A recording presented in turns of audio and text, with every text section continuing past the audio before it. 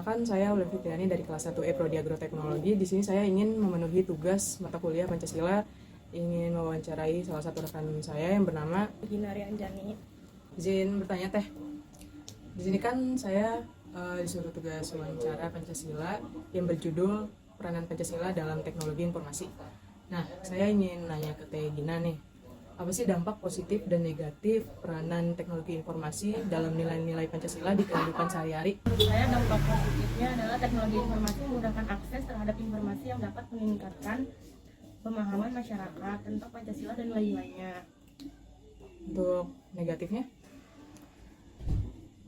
Dampak negatifnya menurut saya disinformasi, penyebaran informasi yang salah dapat menyebabkan perpecahan dan konflik bertentangan dengan prinsip persatuan dan Pancasila. Pelanggaran etika, menurut saya penggunaan teknologi yang tidak etis seperti Cyberbullying ya? atau penyebaran konten negatif yang merusak nilai-nilai moral yang terkandung dalam Pancasila. Hilangnya identitas budaya, menurut saya globalisasi dan pengaruh budaya asing melalui teknologi dapat mengikis nilai-nilai lokal dan identitas bangsa yang seharusnya dijaga sesuai dengan Pancasila. Jadi menurut Teh Gina itu jawaban-jawaban dari yang saya paparkan tadi. Oke, sekian dari saya. Wassalamualaikum warahmatullahi wabarakatuh. Jadi, apa saja tantangan yang dihadapi oleh Pancasila dalam konteks perkembangan teknologi informasi saat ini?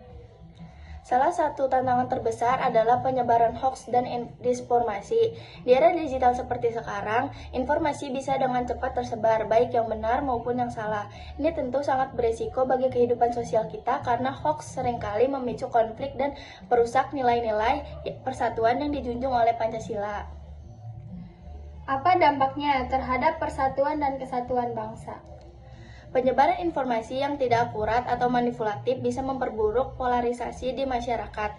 Isu-isu sensitif seperti politik, agama, ras bisa saja dengan mudah diputarbalikkan di media sosial, yang pada akhirnya bisa memecah belah masyarakat, bertentangan dengan semangat Pancasila yang menekankan persatuan dan kesatuan. Apakah ada tantangan terkait globalisasi dan budaya asing? Tentu, globalisasi yang dipacu oleh teknologi informasi mempengaruhi cara berpikir dan gaya hidup orang, terutama generasi muda. Tanpa filter yang tepat, budaya asing bisa masuk tanpa memandang apakah itu sejalan dengan nilai-nilai Pancasila. Ini bisa menyebabkan erosi identitas nasional dan kebudayaan lokal, karena kita lebih terpapar pada budaya global yang belum tentu mencerminkan nilai-nilai kita. Terakhir, bagaimana kita bisa mengatasi tantangan-tantangan ini? Pendidikan digital dan literasi informasi adalah kunci. Masyarakat harus dilatih untuk lebih bijak dalam menggunakan teknologi informasi, memahami dampak dari penyebaran informasi, dan menjaga etika digital. Selain itu, kebijakan pemerintah yang mendukung keadilan digital dan menciptakan ekosistem teknologi yang aman dan inklusif sangat diperlukan. Assalamualaikum warahmatullahi wabarakatuh. Perkenalkan, nama saya Safina Mariza Aziza dari kelas 1E Agroteknologi. Saya akan mewawancarai mengenai peran Pancasila dalam menjaga privasi dan keamanan data pengguna di era digital. Saya bersama rekan saya yang bernama Belia Luna. Jadi di sini saya ingin membahas peran Pancasila dalam menjaga privasi dan keamanan data di era digital. Menurut Anda, bagaimana Pancasila relevan dengan isu ini? Pancasila itu bisa sangat relevan karena nilai-nilai di dalamnya dapat menjadi pedoman untuk kebijakan perlindungan data pribadi. Terus juga Pancasila mengajarkan penghormatan terhadap hak asasi manusia, termasuk privasi.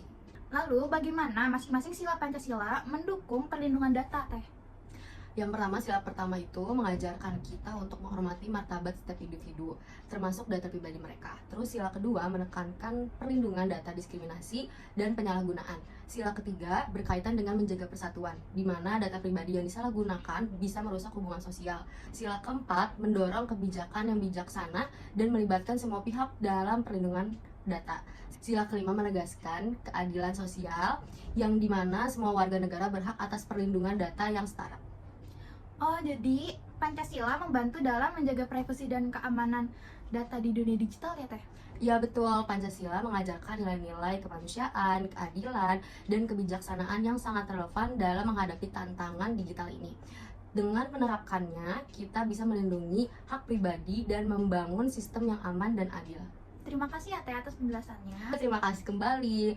Semoga kita semua lebih bijaksana dalam menggunakan teknologi ini. Sekian wawancara dari saya, kurang lebihnya mohon maaf. Wassalamualaikum warahmatullahi wabarakatuh. Sampurasun. Gitu, ataupun yang sekiranya kita tuh bersatu dan bikin toleran gitu. Terus nilai keadilan juga bikin kita cari berita yang adil dan nggak bohong ya. Kita juga nyari-nyari berita yang nggak bohong. Berita bohong kita share, belum tahu apa-apa tapi kita share ya. Kalau nyebarin berita ya kalau udah benar beritanya tuh nggak bohong. Berarti harus dicari-cari, divalidasi dulu ya? Iya, harus divalidasi dulu. Jangan sampai kita nyebarin berita hoax, kan banyak tuh sekarang di sosmed ada yang berita hoax gitu. Nah, jadi Pancasila itu penting buat kita, tetapi tetap kritis dan bertanggung jawab di dunia maya. Seperti itu. Jadi cukup Sudah. untuk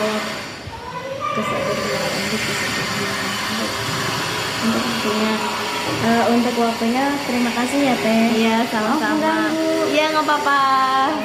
Assalamualaikum.